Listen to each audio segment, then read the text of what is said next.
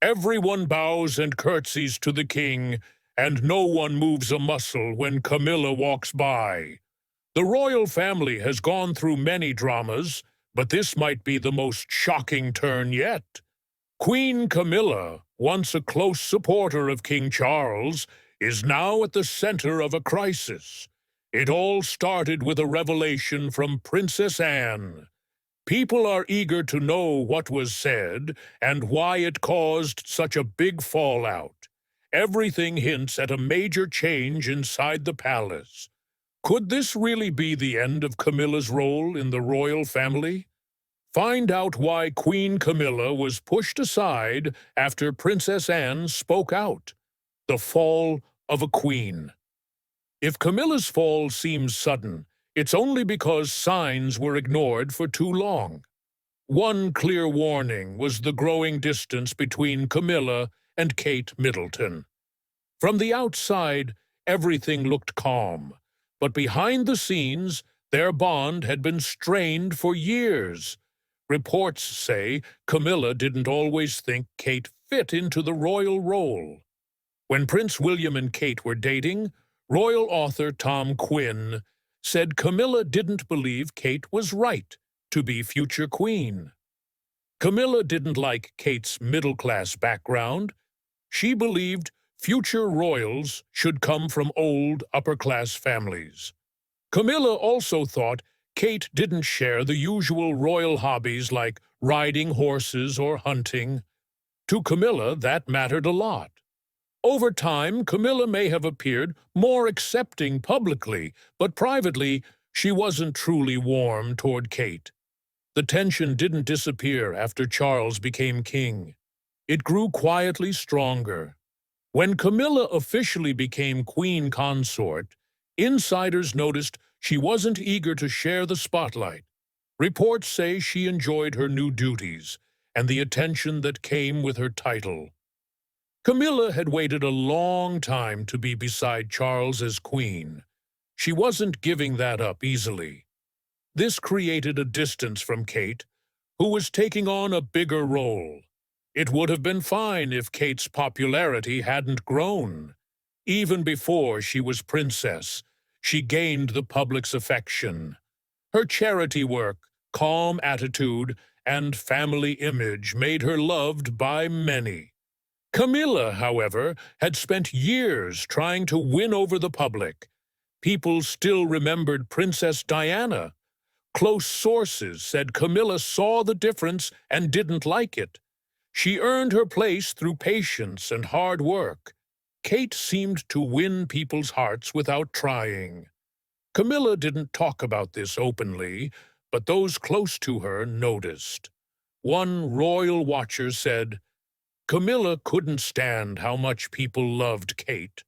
There were no fights or public arguments, but their relationship grew colder. They appeared together at events, smiled for cameras, and stood side by side. But behind the scenes, their bond stayed formal and distant. This created a problem. Kate isn't just any royal, she represents the future of the monarchy. When her relationship with William started to show cracks, palace insiders grew worried something was wrong. After Charles became king, everything changed quickly. At first, Kate stayed quiet, but gradually she began skipping joint events with Camilla. That drew attention. Camilla's family also became a concern. She pushed hard for her children and grandchildren to take part in royal functions. Many thought this was crossing a line. William and Kate never publicly opposed her, but privately they were upset. They believed Camilla was overstepping her bounds. The monarchy is built on duty, not personal favors. Yet Camilla's choices made it seem like she was creating her own version of a royal family.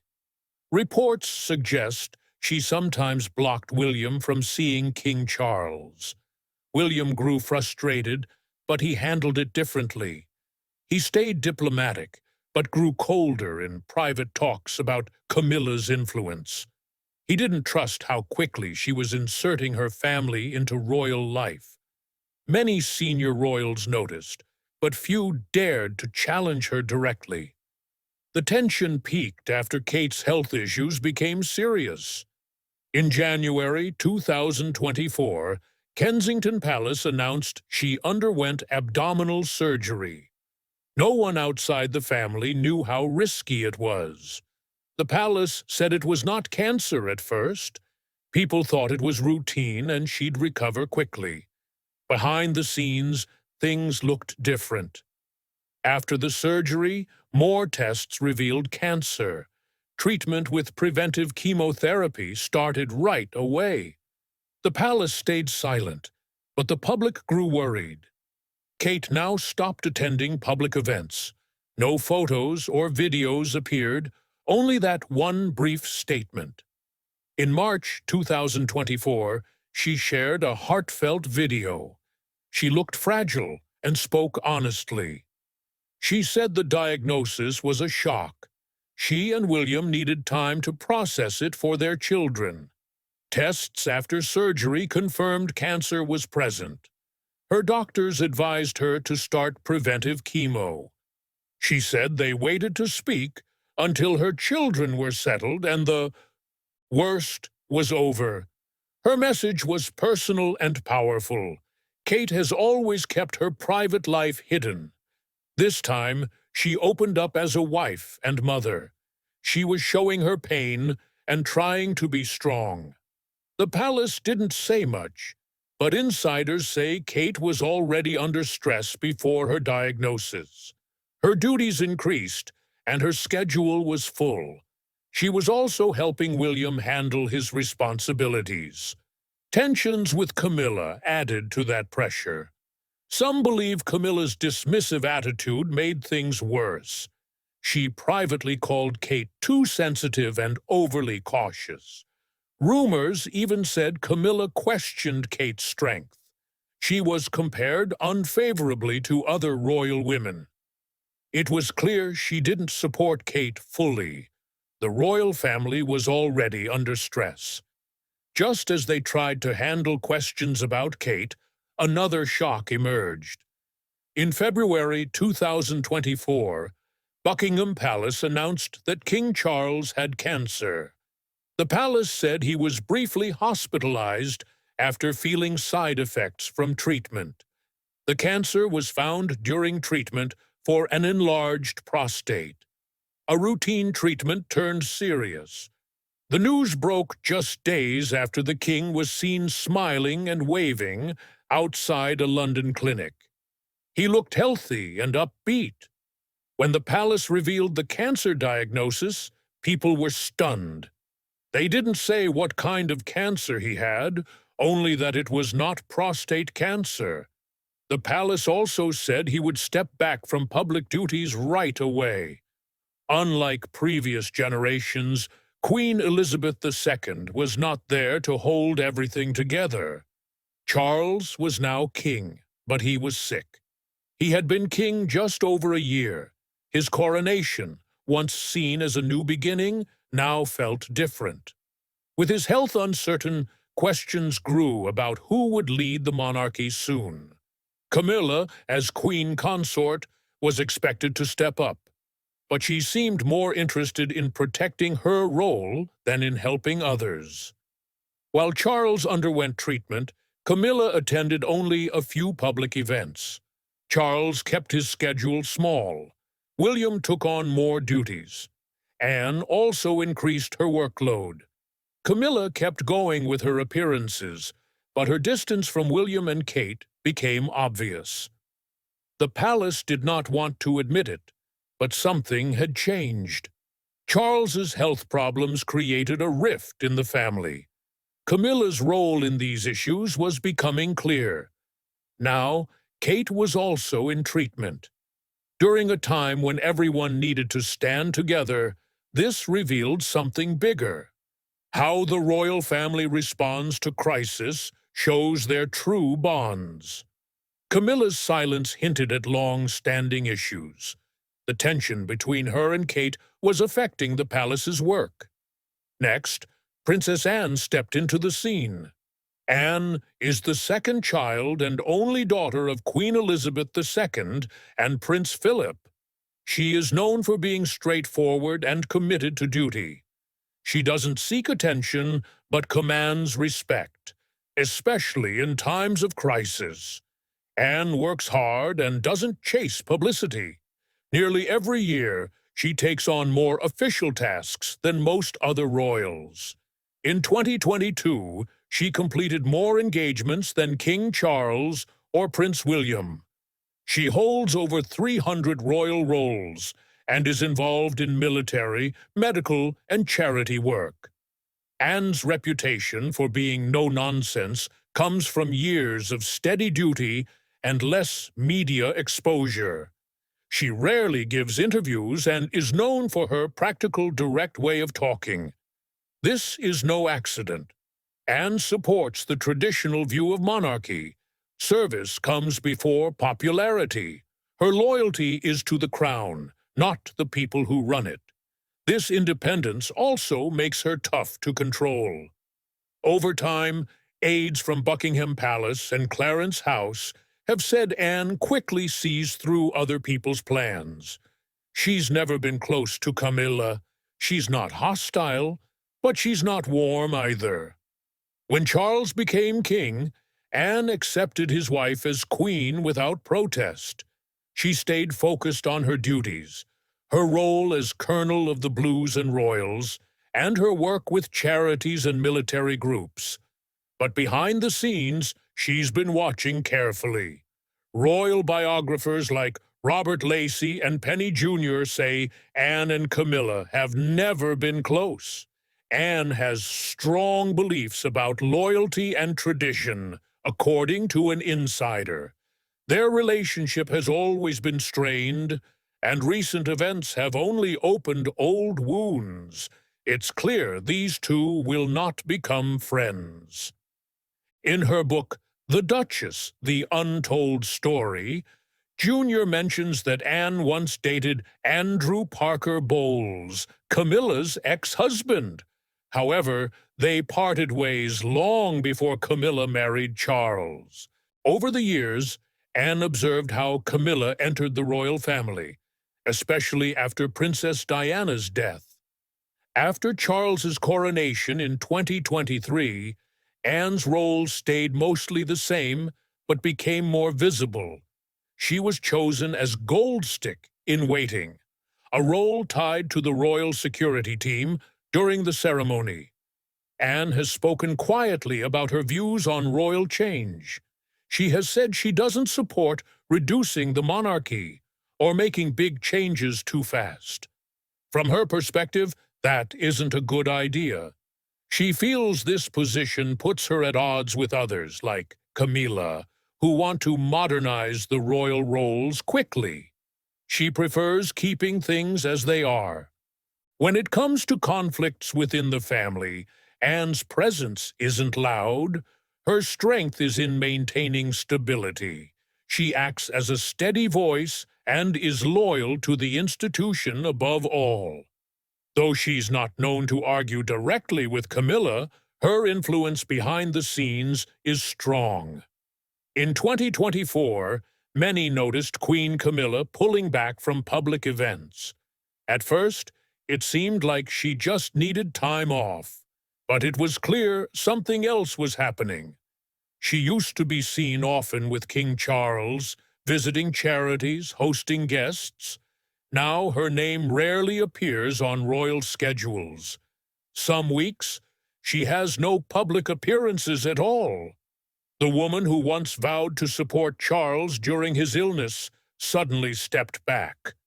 Meanwhile, Princess Anne kept going without pause. She stepped in for her brother at military events, met foreign leaders, and traveled for the crown, all without controversy. While Camilla disappeared from photos, Anne's face was everywhere. Crowds cheered when they saw her. Royal fans praised her work ethic, and some thought she was fulfilling promises Camilla never fully kept. No one mentioned a fight. There was no direct argument, but everyone noticed the difference. One royal stayed in the public eye through work and presence. The other seemed to fade, choosing rest and leaving space open for others. The royal family responded with calm. In a monarchy that depends on public appearances, empty spaces don't last long. By spring 2024, the royal schedule told a clear story. Princess Anne took on 31.4% of all royal events in just the first 4 months, nearly a third of the total. No other royal came close. She didn't give speeches or post emotional messages. She just kept showing up and doing her duties. From opening hospitals to attending military events, Anne was everywhere. Her message was simple. The monarchy stays active, no matter what behind-the-scenes family struggles there are. But who else is keeping the royal family steady? What's next for their future and King Charles's legacy? These unsung heroes stepped in. With two of the most visible members out of sight, someone had to lead. Anne wasn't alone. Looking closer at the events that followed, Prince Edward, the youngest son of the late Queen, also increased his presence. He is not a headline maker like Charles or William, but he stepped into the spotlight when needed. He took on ceremonial roles, greeted people at community events, and stood in for absent senior royals at key moments. He did this calmly, much like his father, Prince Philip. Sophie, the Duchess of Edinburgh, was right beside him. Once seen as a background figure, she began to appear more in 2024. Public events that once went unnoticed now signaled her rising role. She stepped into spaces once held by Catherine and Camilla. She met veterans, comforted children, and attended major events where her voice grew stronger. Together, Anne, Edward, and Sophie formed a small team ready for action. They didn't talk about stepping up. They simply did it. By doing so, they gave the public consistent support during uncertain times. In early 2024, the monarchy's visibility depended on effort. Anne put in the most work. With Charles and Kate mostly out of sight, the task fell to those who could carry it. Anne was already known as the hardest-working royal. Now her dedication was clear for all to see. What made it powerful was how natural it felt. No fuss, no PR blitz, no drama, just work, duty, and presence. By summer's approach, royal watchers saw Anne's frequent appearances. They realized it wasn't just about attendance. It signaled a quiet shift. A new dynamic was forming, not around just one person, but around the whole group. Even with the King and the Princess of Wales missing, the monarchy remained strong. It adapted smoothly. Princess Anne led the way, but Edward and Sophie also built something steady in a time that could have fallen apart. King Charles carries a heavy crown. It's made heavier by illness, age, and public uncertainty. Since his cancer diagnosis, a subtle change has begun. He might not be in the spotlight at every event, but behind palace walls, Charles is quietly reshaping the monarchy with determination. It's no accident that Princess Anne, Prince Edward, and the Duchess of Edinburgh are so visible. These loyal members are experienced, reliable, and deeply committed. The king has long admired Anne's no-nonsense attitude. Her taking on most royal duties that year showed his trust. Edward and Sophie are seen more often now. They support charities, military events, and host garden parties at Buckingham Palace. Charles, however, hasn't disappeared. He has grown more strategic. He still meets the Prime Minister and manages state affairs. His influence is felt in all major decisions. He reminds us of Queen Elizabeth, who handled crises with calm and quiet strength. Charles seems to believe duty must come first. His changed approach sparks mixed feelings. Some see his strength as proof that the monarchy can survive anything. They respect his effort to stay active, especially when it matters most. Others feel uneasy. The idea of a king fighting cancer while leading a centuries-old institution raises questions. Many hoped these questions would be years away. Queen Elizabeth just finished her 70-year reign. Now, less than 10 years later, people face the reality of a fragile new king. It shows that the monarchy, despite its fame, is made of flesh and blood. No crown can stop mortality. This leads to important questions about what will happen if Charles cannot lead. The palace avoids discussing plans. There is no official talk of regency or abdication. Still, actions speak louder. Charles is delegating more. Events he used to lead are now handled by Anne, Edward, or William. His schedule is lighter than usual. Sources say he's focused on long-term goals. He wants to reduce ceremony and prepare the monarchy for the future. These actions are not those of someone focused only on healing. They reflect a king thinking about his legacy. Prince William faces both chances and pressure with these choices. Charles isn't pushing his son into the spotlight, but he is making space for him. William's schedule is growing, yet carefully.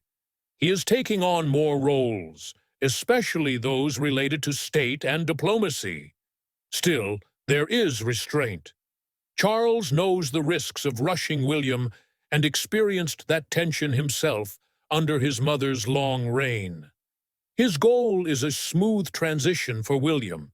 That's why Charles's time as king might end up being more stable and longer-lasting. His approach includes quiet control, smart delegation, and balancing royal duties even during tough times. At 73, Charles became the oldest person to take the throne of Britain. He has adapted, showing a new kind of leadership that doesn't need constant public visibility to be strong. He isn't the one always in the spotlight. William is slowly moving into that role. Charles remains the steady force guiding from behind the scenes. Maybe that is exactly what this moment needs. He is trying to hold the monarchy steady through a delicate time. That alone takes strength. What do you think? Do you see Charles's plan shaping the future of the monarchy, or do you think something else will happen? Share your thoughts below. We want to hear your ideas. Remember to like, share, and subscribe for more updates. And don't forget to click the video on your screen. You'll enjoy it.